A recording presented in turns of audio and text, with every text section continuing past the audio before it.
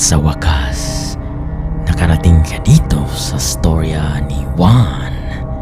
Hindi ito si Juan Tamad, kundi si Juan na historiador. Kumusta kayo mga ka-istorya? Ito po muli yung host na si Paul mula dito sa Singapore. Binabati ko po kayo mula dito sa Singapore mga ka-istorya ng isang magandang araw po sa inyo lahat dyan, mga ka-istorya natin dyan sa Pilipinas. You are about to watch short but true stories na pinamagatang typewriter at boses na ginokopya sa Paho, Lapu-Lapu City. Tagalog version. Ito yung matindi mga ka-istorya na special natin na isa-shoutout dito mula sa istorya ni Juan. Ito yung pinakamasarap at mas pina-healthy pa at garantisadong nakakatakam at talagang babalik-balikan itong Raffas Treats. Wow! Diyan sa lungsod sa Cagayan de Oro. At yan mga ka-istorya. At masarap yan. Yung grabe yan na nakatikim na ako niyan mga ka-istorya. Pero dati pa yon. Pero lalo na ngayon kasi mula 2006 pa yon yung nag-start yung business ng Raffas Treats dyan sa lungsod ng Cagayan de Oro City. At ito ay mula kina Sir Nile dyan sa Cagayan de Oro City. Ito yung pinakamasarap na cassava cake dyan. Tingnan niyo naman sa picture mga ka-istorya. Picture pa lang nakakaano na ng laway. Talagang masarap yan mga ka-istorya. At na-perfect na nila yung timpla dyan.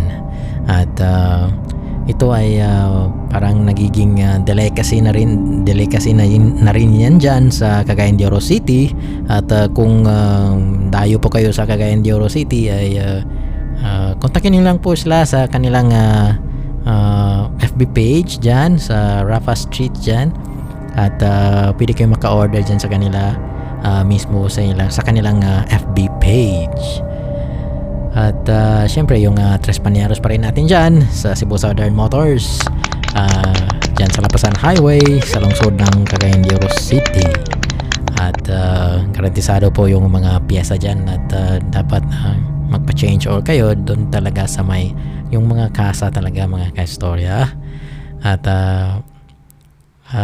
syempre yung ating ipaskill ipaskill site natin mga ka-istorya, ipaskill.com. At mag-register lang po kayo doon. At libre po yan na mag-post po kayo ng any classified ads po ninyo. At gawa ko po yan mismo. At para po kung may promote po kayo dyan. At kasi automated yan mga ka-istorya. Once mag-post kayo dyan ng pwede kayong ma-chat or ma-contact po kayo. Kasi mag-notify yan automatically din. Kasi pag may mag-inquire po sa inyo, lalo na sa mga items po ninyo o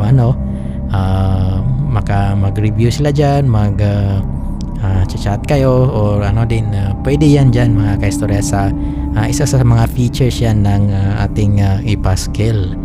At automatically mag-email yan po sa inyo para kung may nag-i-inquire po sa inyo or may mag-order din po. Isa na rin yan platform na po yan mga ka-istorya. So sige, at alam kong excited po tayo dito. At wag na nating patagalin pa itong Tagalog version ng ating storya na sinabmit ng aking bayaw na si Nico E. Chavez dyan sa lungsod ng Lapu-Lapu City. Hi sa inyo mga taga Lapu-Lapu City dyan at sa Cebu City. Kumusta kayo dyan mga ka-istorya? At ito ay isang personal encounter pa rin sa aking bayaw na si Nico E. Chavez at ang kanyang classmate na babae pa rin dyan sa kanilang paaralan dyan banda sa Paho, Lapu-Lapu City. Kasi dyan sa pinagtatayuan ng kanilang eskwelahan ay isa pala itong lumang sementeryo dati. At tara at ating panoorin at itong mga nakakapanindig balahibong mga tagpo sa buhay ni Nico E. Chavez noong high school pa ito. Ito ay naganap noong isang araw na pauwi na ito sa kanilang klase. Sa mga bandang hapon. At nakahanda na silang sunduin ng kanilang carpool sa mga oras na iyon. Kasi hatid sundo sila dati nung nag-aaral pa ito ng high school sa eskwelahang yun.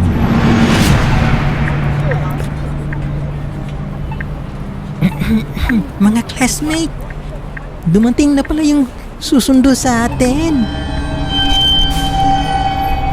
Na school service natin para makauwi na tayo kasi tapos na yung oras natin sa school.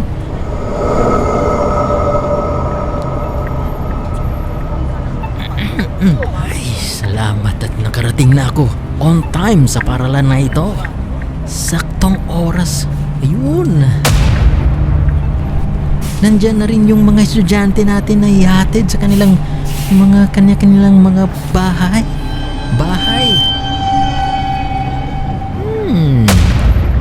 Bilangin ko muna sila kung kumpleto na ba ito or hindi pa. Aba, kulang yung mga ibang estudyante, wala. Ba't kulang sila ngayon? Anyari? Kadalasan ay nandito na ito sila lahat at kumpleto. Bakit ngayon ay kulang?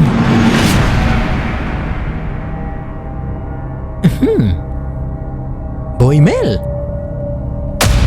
Saan kaya yung ibang mga kaklase mo at bakit wala pa sila dito yung iba?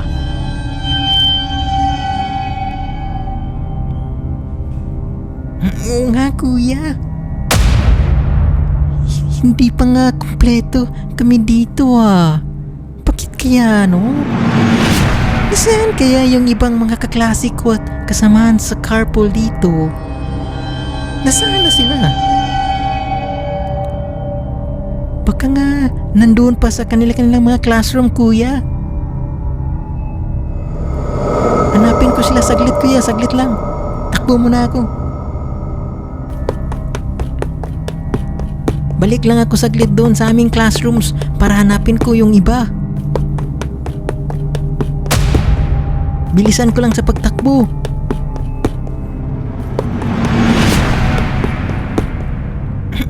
Classmate, Mel! Hintayin mo muna ako saglit. Gusto kong sumama sa iyo kasi gusto kitang tulungan. Hanapin yung mga nawawalang mga kaklase natin. Oo, mas mabuti tulungan mo ako sa paghanap sa kanila. Para mas mabilis tayong makauwi. Bakit kaya wala pa yung iba? Saan kaya sila nagpunta, no? Alam mo ba, classmate?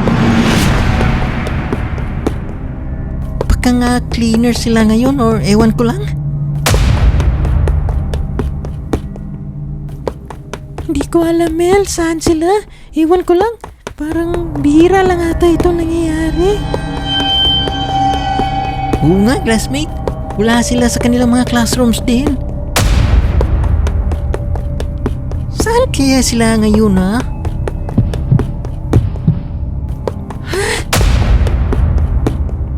Baka nandun sa third floor ng ating building na ito.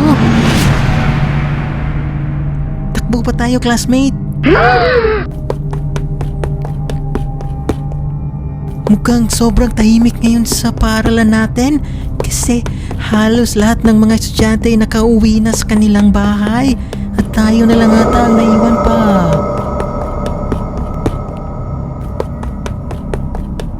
Kaya nga, Mel. Bilisan lang natin maghanapin na sila. Kasi parang dumidilim na rin.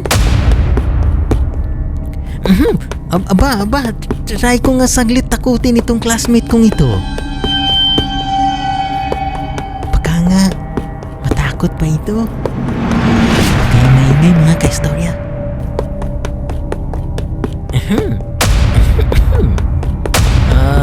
Classmate! Mauna ka muna sa 3rd floor at maiwan lang ako saglit dito sa 2nd floor. Saglit lang. At hahabol lang ako sa iyo mamaya lang. Ha? Ba't naman ganun, Mel? Ba't naman kita iiwan dyan? Ano kaya ang rason mo? Ba't ka magpapaiwan dyan sa 2nd floor? Ano pa yung nandyan sa 2nd floor?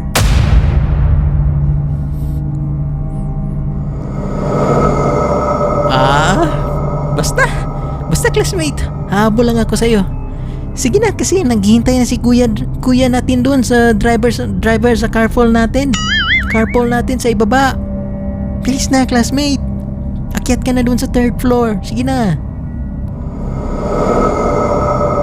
Okay, Mel, wala akong choice. Diyan ka muna.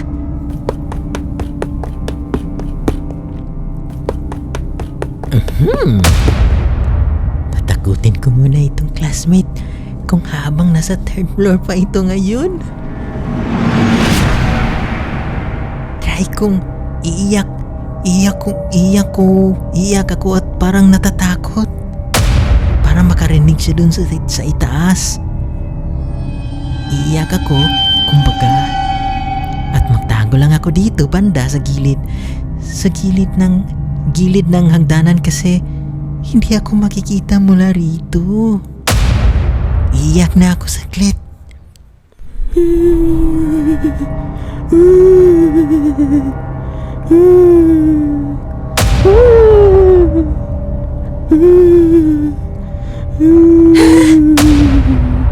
Ano yun?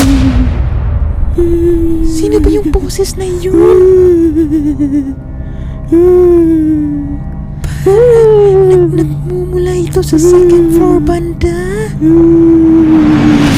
Boses na umiiyak ito at parang takot na takot yung boses niya.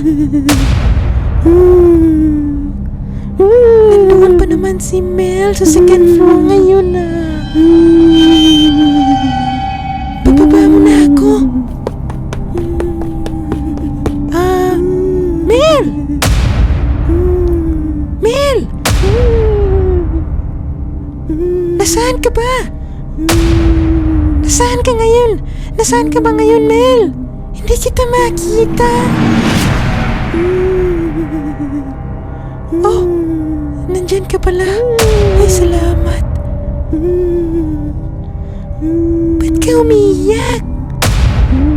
Sino ba yung umaway sa'yo?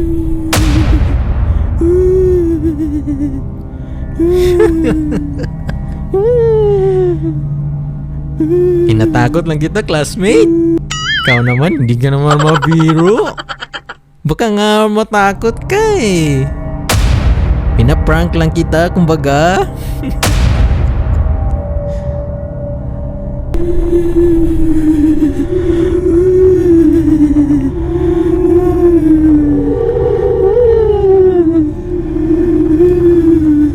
Ha? Narinig mo yun? Mel, ako din narinig niya. Narinig niyan. Nakarinig din ako niyan. Parang malapit lang ito dito banda sa atin. Oo nga, classmate. Parang kinokopya yung iyak ko kanina.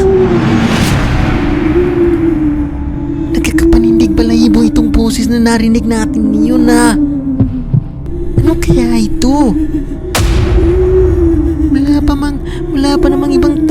kundi tayo lang dalawa.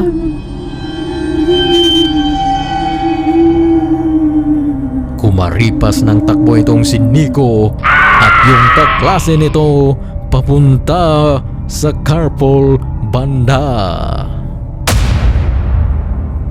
Kasi nakarinig ito ng boses na kinokopya ito at may blending pa na nakapanindig balahibong boses na walang makita ni anino man.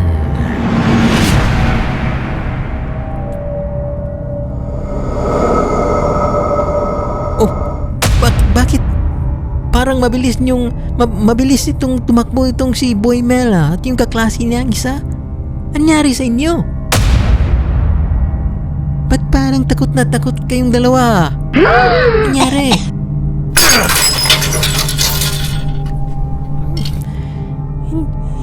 Hindi namin sila nakita, kuya. Oo nga, kuya, hindi namin sila nakita. Bumalik lang kami dito kasi baka ikaw ay nakaalis na. Pahinga muna ako saglit lang, classmate. Pahinga muna tayo.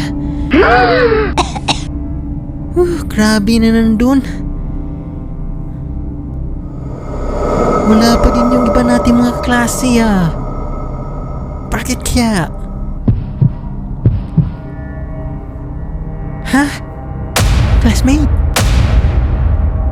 May naiwan pa ako dun sa ating THA na classroom. Balik muna tayo saglit dun kasi importanteng bagay yung baka mawala yun sa akin. Tara na at sasabak tayo ulit dun. Okay ka pa ba, classmate? Tara na. Baka nga nandun sila sa ating THA na classroom.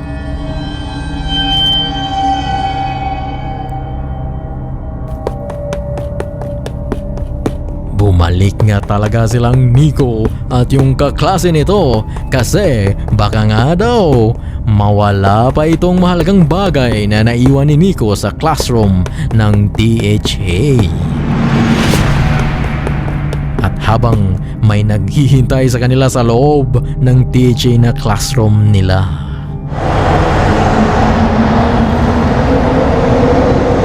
na hindi nakikitang mga nilalang. Ay, salamat. At nakarating na tayo dito sa THA na classroom natin. Ha?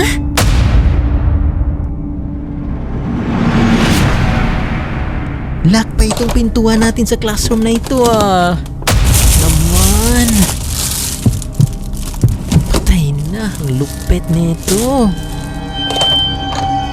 Paano kaya ito, classmate? Ganun talaga, Mel. Hindi tayo sinuswerte sa nasa ngayon sa araw na ito. Hindi tayo sinuswerte, Mel. Nakalak nga yan. Hindi tayo makapasok. At nagkapatay pa itong mga ilaw na ito sa loob ng classroom na ito. Medyo madilim na yung konti. Ito na lang Bintana na jealousy, classmate. Kasi bukas ito ng konti at ipasok ko lang yung kamay ko dyan para maabot ko yung doorknob at para mabuksan na itong pintuan. Para makapasok tayo doon, makuha ko yung may importanteng gamit ko doon na naiwan. Ha?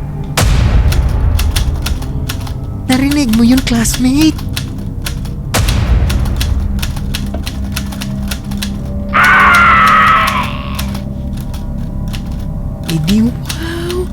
Hindi wow, Mel.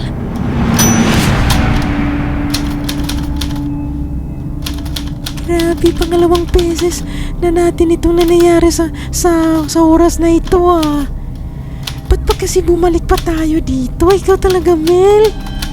Alam naman natin may mga kakaibang mga nilalang dito na hindi natin makikita. Talaga, Mel. Ang tigas talaga ng...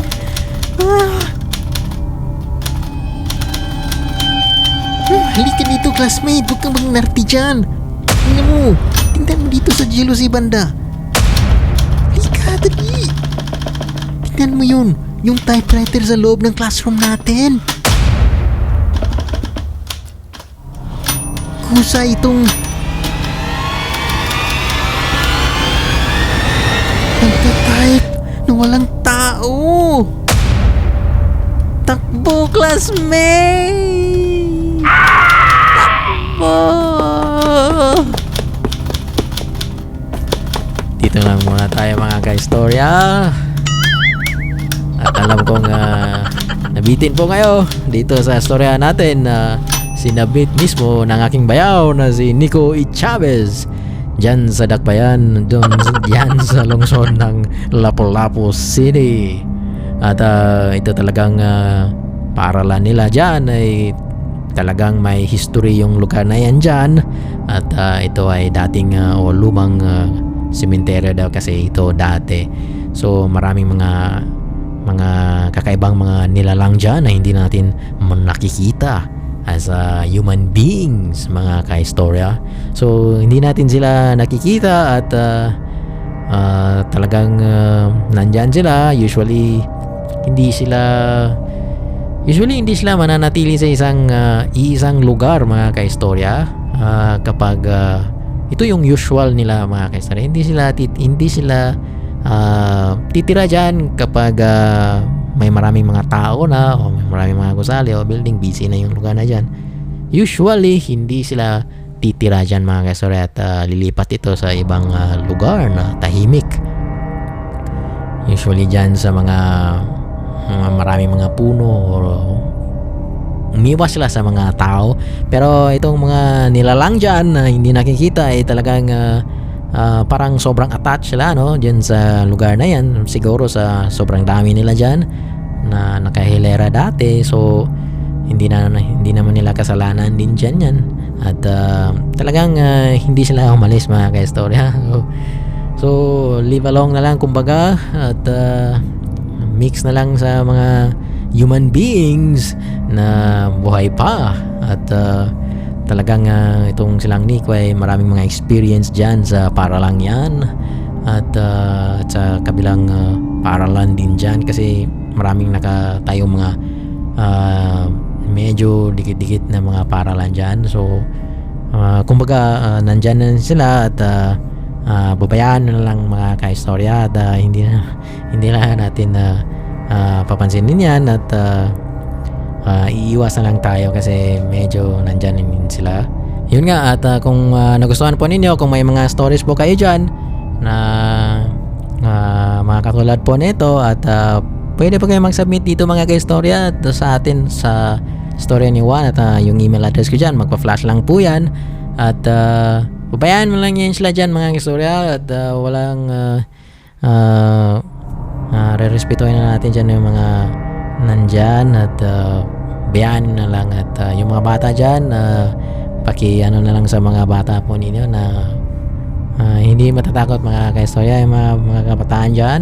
At kung gusto po niyong ma-feature po kayo dito sa Storya ni Juan, mag-comment lang po kayo dito sa baba sa YouTube mismo para may mention ko po kayo at may shoutout po natin dito at may honor ko po kayo dito sa Storya ni Juan. Comment lang po kayo dito sa YouTube mismo at para may lagay po yung names po ninyo sa next po natin na episode dito, na sa next po natin na palabas dito sa Storya ni Juan.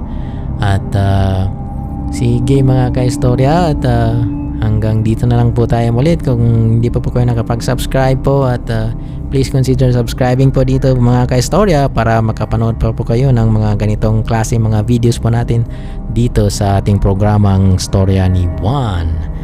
At muli, maraming salamat po sa pagtangkilik dito sa Storya ni Juan. Kita po tayo sa next videos po natin, at marami pa tayong nakahilerang mga stories dito. At kung may mga stories po kayo mga tulad nito, ako na po bahalang mag line up ng stories para makumpleto, mabuo po yung storya po. For example, nakakita kayo ng mga white lady dyan, or mga wala naman nakakita ng aswang siguro. Yung iwan ko lang mga kaistorya. Kung may alam mo po kayong mga kwento dyan, sabihin email mo lang sa akin at ako na po yung bahalang mag-feature po o maggawa ng kompletong storya na din po. Tsaka sige mga istorya, at hanggang dito na lang po tayo muli at ito po muli yung host na si Paul dito sa story ni Juan. May God bless us all. Thank you and bye bye.